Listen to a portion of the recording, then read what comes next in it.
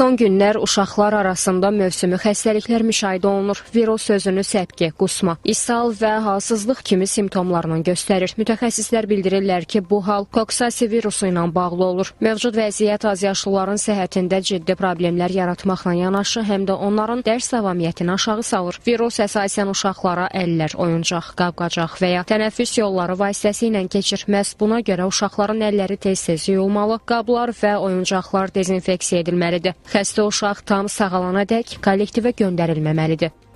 Bu xəstəlikləri dediyimiz kimi qorunmağın ən doğru yolu, misal üçün, influenza virusuna qarşı qorunmağın ən doğru yolu qrip əyini vaksinin vurulmasıdır. Bundan başqa hər hansısa bir şikayəti olan uşaqların maksimum dərəcədə məktəbdən, bağçalardan ayırmaq, ev şəraitində təcrid etmək daha uyğun olar. Ta ki sağalana qədər şəxsi gigiyena qaydasına əməl etmək lazımdır.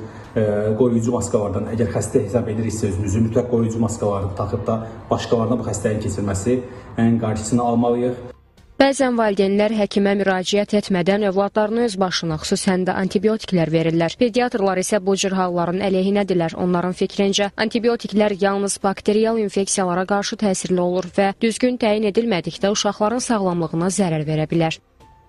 Analar isə öz başına dərman qəbul edirlər, uşaqlara dərman verirlər, belə deyək, sosial şəbəkələrdən müxtəlif bir-birlərindən kömək istəyirlər və təbii ki, bu yanlış müalicələr sonuçta uşağın vəziyyətinin ağırlaşmasına gətirib çıxarda bilir. Ona görə də mən buradan bir həkim kimi tövsiyə edərdim ki, əgər uşağınızda temperatur, ishal, qusma, hər hansı bir səpkilər kimi şikayətləriniz varsa, ilk öncə mütləq həkimə müraciət eləyin.